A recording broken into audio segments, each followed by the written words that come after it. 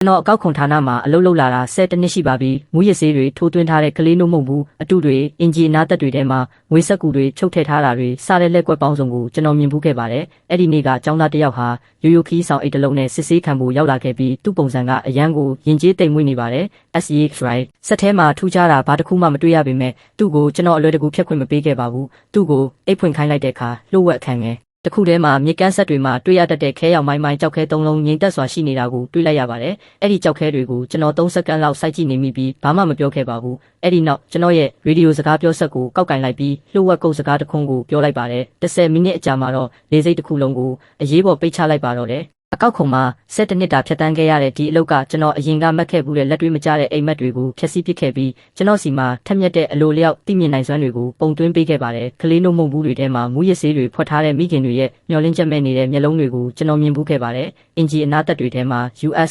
ဒေါ်လာအထက်လိုက်ကိုချုပ်ထည့်ထားတဲ့စီးပွားရေးသမားတွေရဲ့လောဘရာကြီးမျက်လုံးတွေကိုလည်းကျွန်တော်မြင်ဘူးခဲ့ပါတယ်။စေးတောင်ပေါင်းများစွာကိုမြကိုချပြီးသူတို့ရဲ့ခန္ဓာကိုယ်ကိုအသုံးပြုကနေဆက်ကိုဖျက်ကျော်ဖို့စူးစမ်းနေကြတဲ့မှောင်ခိုသမားတွေရဲ့ဗလာချင်းပြီးထုံထိုင်းနေတဲ့မျက်လုံးတွေကိုလည်းကျွန်တော်မြင်ဘူးခဲ့ပါတယ်17နှစ်တာကာလအတွင်းမှာကျွန်တော်မျက်လုံးပေါင်းများစွာကိုမြင်တွေ့ခဲ့ရပြီးအဲ့ဒီမျက်လုံးတွေအားလုံးကိုဖတ်တတ်အောင်ကျွန်တော်မျက်လုံးတွေကိုလည်းလေ့ကျင့်သင်ကြားပေးခဲ့ပါတယ်ဒီနေ့မှာတော့ကျွန်တော်ဟာနိုင်ငံတကာဆိုက်ရောက်တာမီနဲ့3 Terminal 3ကစစ်စေးကောင်တာ6မှာညနေ3နာရီတာဝန်ကျနေပါတယ်လူသွားလူလာကပုံမှန်ပါပဲလူငယ်တယောက်ဟာငွေရောင်ခီးဆောင်အိတ်တလုံးကိုကျွန်တော်ကောင်တာစီတွန်းလာခဲ့ပါတယ်တီရှပ်ဖြူဂျင်းပေါင်းမီနဲ့အနက်ရောင်မျက်မှန်ကိုတက်ဆင်ထားတဲ့တာမန်လူငယ်တယောက်ဖြစ်ပြီးကြည့်ရတာចောင်းသားတယောက်နဲ့တူပါတယ်သူကသူ့ရဲ့နိုင်ငံကူးလက်မှတ်ကိုကျွန်တော်စီကမ်းပေးလိုက်ပါတယ်မျက်နှာဖုံးကအသစ်ဆက်ပါပဲကျွန်တော်ဖွင့်ကြည့်လိုက်ပါတယ် H9ငန်ကနေပညာသင်ပြီးပြန်လာတဲ့အသက်22နှစ်အရွယ်လီယိုပါအိမ်ပြန်ရောက်တာကြိုးဆိုပါတယ်လို့ကျွန်တော်ပြောလိုက်တော့သူကကျေးဇူးတင်ပါတယ်လို့ပြန်ဖြေပါတယ်ခဏလေးနေပါဦးခမရလူကြီးမင်းရဲ့ခီးဆောင်အိတ်ကို SEA grade ဆက်ထဲဖြတ်သွားဖို့လိုအပ်ပါတယ်လို့ပြောလိုက်တော့သူကရပါတယ်လို့ခေါင်းညှိပြပါတယ်သူဟာစိတ်မရှိတဲ့ပုံစံလုံးဝမပြပဲခီးဆောင်အိတ်ကိုဆက်ကြိုးဝိုင်းပေါ်ကိုသူ့ဘာသာသူမတင်လိုက်ပါတယ်အရာအလုံးကအရန်ကိုတက်ရက်ပြီးအရန်ကိုပုံမှန်ဖြစ်နေပါတယ်ကျွန်တော်မော်နီတာကိုကြည့်လိုက်ပါတယ် SEA grade ကအိတ်ထဲကိုဖြတ်တန်းစစ်ဆေးသွားပါတယ်အဝတ်စားတွေစာအုပ်တွေ data ထွက်တရေစာအထုပ်ချုပ်နဲ့မုတ်စိတ်ရည်ဓာတ်တလက်တို့ကိုရှင်းရှင်းလင်းလင်းနဲ့တက်တက်ရရတွေ့ရပါတယ်ပုံမှန်မဟုတ်တဲ့တိတ်သီးစာတွေမတင်ကားစရာပုံစံတွေဘာတစ်ခုမှမတွေ့ရပါဘူး SEA grade ကိုစောင့်ကြည့်နေတဲ့ကျွန်တော်ရဲ့လုပ်ဖော်ကိုင်ဖက် Wesley က okay ဆိုတဲ့အချက်ပြမှုကိုလုပ်ပြပါတယ်ကျွန်တော်မလှုပ်ရှားပါဘူးကျွန်တော်ရဲ့မျက်လုံးတွေကလီယိုရဲ့မျက်နှာပေါ်မှာပဲရှိနေပါတယ်သူဟာအဲ့ဒီမှာတိတ်ဆိတ်စွာရက်ဆောင်နေပါတယ်သူ့နှုတ်ခမ်းမှာတက်တက်လေးပြုံးနေပေမဲ့သူ့ရဲ့ဘဲဘက်လက်မကတော့သူ့လက်ညှိုးရဲ့ဒုတိယအစစ်ကိုအလိုလျောက်မြ мян ဆန်ဆန်ပုတ်တက်နေပါတယ်ထက်ခါတလဲလဲပါပဲဒါဟာပြင်းထန်တဲ့စိတ်ဖိစီးမှုကိုရှော့ချဖို့အပြုံးနဲ့ထက်တလဲလဲလှုပ်ရှားမှုတွေကိုအသုံးပြုတဲ့ကနဝင်အမှုအရာတစ်ခုပါပဲအပြစ်ကင်းစင်နေတဲ့ခီးဆောင်အိတ်တလုံးအတွက်သူဘာကိုစိတ်လှုပ်ရှားနေရတာလဲလီယိုကသူ့အိတ်ကိုယူဖို့အသင့်ပြင်ပြီးကျွန်တော်ကိုခေါင်းညှိပြပါတယ်လူကြီးမင်းရဲ့အိတ်ကတော့ရှင်းလင်းပါတယ်ခမည်းသွားပြီးဖွင့်ပြနိုင်မလားလို့ကျွန်တော်အတန်ကတိုးပေမဲ့ရှင်းလင်းပြတ်သားစွာထွက်ပေါ်သွားပါတယ်ဝက်စလီကတခဏလောက်ကြောင်သွားပါတယ်အိတ်ကိုလှမ်းယူမဲ့လီယိုရဲ့လက်ကလည်းလေထဲမှာရက်တန့်သွားပါတယ်သူ့အပြုံးကတခဏလောက်တောင့်တင်းသွားပါတယ်အရာရှိ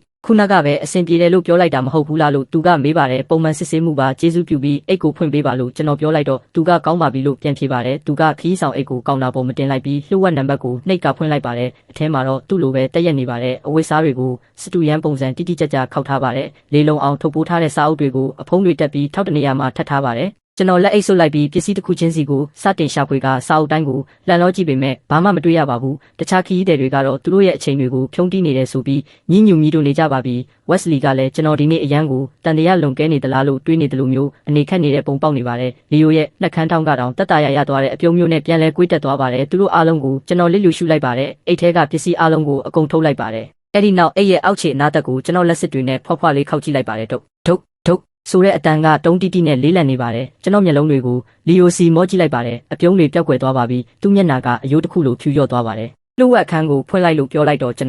တော်အဲ့ဒီအခန်းပါတာကိုမသိပါဘူးလို့သူကပြောပါတယ်နောက်တစ်ချိန်ထပ်ပြောမယ်ဖွင့်လိုက်လို့ကျွန်တော်ပြောလိုက်ပါတယ်ကောင်တာအောက်ကနေဘတ်စုံသုံးဝက်ဦးလက်တစ်ခုကိုကျွန်တော်ဆွဲထုတ်လိုက်ပါတယ်လီယိုကအဲ့ဒါကိုစိုက်ကြည့်နေပြီးသူ့နှုတ်ခမ်းတွေစတင်တုံရင်လာပါတယ်နောက်ထပ်စကားတွေနဲ့ကျွန်တော်အချိန်မဆွဲတော့ပါဘူးအပြားပုံစံကောင်းကိုအနာသက်ဆက်ထဲထိုးသွင်းပြီးအာကုံကလော်ထုတ်လိုက်ပါတယ်ကလစ်ဆိုတဲ့အတန်နဲ့အတူအပြားကကွဲဟသွားပါတယ်ပါးလွာတဲ့ကွက်လက်တစ်ခုဖြစ်ပေါ်လာပြီးခက်တဲ့အနက်တစ်ခုထွက်ပေါ်လာပါတယ်မြေကြီးနဲ့ဆက်စီရောနှောနေတဲ့အနက်ပါပဲကျွန်တော်အဲ့ဒီအပြားကိုဆွဲခွာလိုက်ပါတယ်လှုပ်ဝက်ခန်းထဲမှာတော့တိကျတဲ့ပုံစံခွက်၃ခုပါဝင်တဲ့ထူထဲတဲ့ရေမြုပ်လွှာတစ်ခုရှိနေပါတယ်အဲ့ဒီပုံစံခွက်တွေထဲမှာတော့မြည်သည့်မြေကန်းဆက်မှာမဆိုကောက်ယူနိုင်တဲ့ကြောက်စရစ်ခဲအမျိုးအစားဖြစ်တဲ့မိုင်းညွတ်နေတဲ့ခဲရောင်ကြမ်းတမ်းပြီးပုံစံမကျတဲ့အနာသက်တွေရှိတဲ့ကြောက်ခဲ၃လုံးရှိနေပါတယ်ဝက်စလီကကိုင်းညွတ်ပြီးကြည့်လိုက်ပါတယ်ကြောက်ခဲတွေလားဒီလောက်လုံနေတာကြောက်ခဲတွေအတွက်လားလို့သူကမေးပါတယ်ပတ်ဝန်းကျင်ကခီးတဲ့တွေကလည်းရှုပ်ထွေးမှုတွေနဲ့အတူတီတိုးရေရွတ်နေကြပါတယ်လီယိုကတော့အာအင်း တွေကုန်ခန်းသွားတဲ့ပုံပေါက်နေပါတယ်သူကကောင်တာပေါ်ကိုခွေကျသွားပြီးအသက်ရှူမဝဖြစ်ကအဲ့ဒီကြောက်ခဲသုံးလုံးကိုစိုက်ကြည့်နေပါတယ်သူ့မျက်လုံးတွေထဲမှာပြည့်နေနေတာကိုကျွန်တော်လက်မကြည့်ပါဘူးကျွန်တော်ရဲ့အာယုံစိုက်မှုအားလုံးက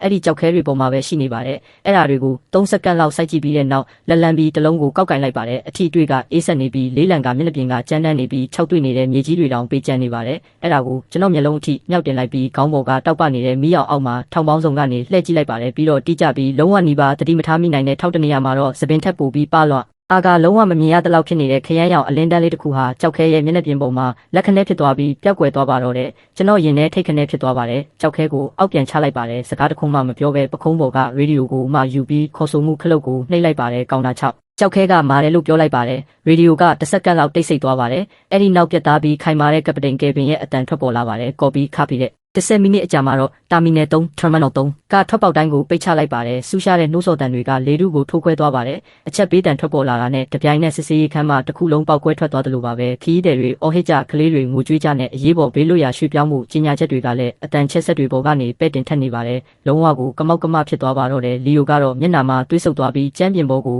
လဲကျသွားပါတယ်သူ့ကိုကျွန်တော်လစ်လျူရှုလိုက်ပါတယ်ပထမဆုံးအနေနဲ့ကြောက်ခဲသုံးလုံးကိုအခန်းငယ်ထဲပြန်ထည့်လိုက်ပြီးအပြားကိုပြန်ပိတ်ကခီးဆောင်အိတ်ကိုပိတ်လိုက်ပြီးထိတ်တန်းတက်တေခံပစ္စည်းချိတ်ပိတ်တစ်စိတ်ကိုကတ်လိုက်ပါတယ်ကျွန်တော်အဲ့ဒီအလုပ်တွေပြီးတဲ့အချိန်မှာတော့လက်နက်အပြည့်စုံတက်ဆင်ထားတဲ့လေစိတ်နီးပြူဟာရဲတပ်ဖွဲ့ဝင်တွေအတင်းဝင်ရောက်လာကြပါတယ်သူတို့ကအဲ့ဒီနေရာကိုကန့်တက်ကြိုးတွေတားလိုက်ကြပါတယ်ဘယ်သူမှမလုံနဲ့နေတဲ့နေရာမှာပဲနေကြဆိုတဲ့သူတို့ရဲ့အော်ဟစ်တန်တွေကအရာအလုံးကိုဖျက်တောက်သွားပါတယ်ကပတိန်ကယ်ဗင်ဟာအကောက်ခုံမှောင်ခိုနှိမ်နှင်းရေးတပ်ဖွဲ့ကအရာရှိ2ယောက်နဲ့အတူကျွန်တော်စီကိုခြေလမ်းကျဲကြီးတွေနဲ့ရှောက်လာပါတယ်။သူ့ရဲ့မျက်နှာအမူအရာကကျွန်တော်အရင်ကမြင်ဘူးသမျှထက်ကိုပိုပြီးကြည်ကြည်လေးနဲ့နေပါတယ်။သူ့နဖူးပေါ်ကသွေးကြောတွေထောင်ထနေပြီးအခြေအနေဘလို့လဲလို့မေးပါတယ်။ပြစ်မှတ်ကလီယိုမျိုးသား22နှစ် H နိုင်ငံကနေပြန်လာတဲ့ចောင်းသားပါပုံမှန်မဟုတ်တဲ့ပစ္စည်းကလှုပ်ဝက်ခန်းထဲကကြောက်ခဲ3လုံးပါကြောက်ခဲကမာတယ်လို့ပြောလိုက်တော့ကပတိန်ကယ်ဗင်ရဲ့မျက်လုံးတငယ်အိမ်တွေတိတိတတ်တာကျုံဝင်သွားပါတယ်ကြောက်ခဲကမာတယ်ဆိုတဲ့စကားစုဟာအကောက်ခုံပြည်တွင်းလှုပ်ထုံးလုံနည်းတွေရအမြင့်ဆုံးအဆင့်ရှိတဲ့အမျိုးသားလုံခြုံရေးချင်းချောက်မှုနဲ့သက်ဆိုင်ပါတယ်အဲ့ဒီအချက်ပေးတံကိုစတင်လိုက်ပြီးဆိုတာနဲ့နိုင်ငံတော်ရဲ့အခြေခံအကျိုးစီးပွားတွေကိုတုံ့လုံးစေနိုင်တဲ့မှောင်ခိုလုပ်ငန်းတွေရှိနေနိုင်တယ်လို့ဆိုလိုတာဖြစ်ပါတယ်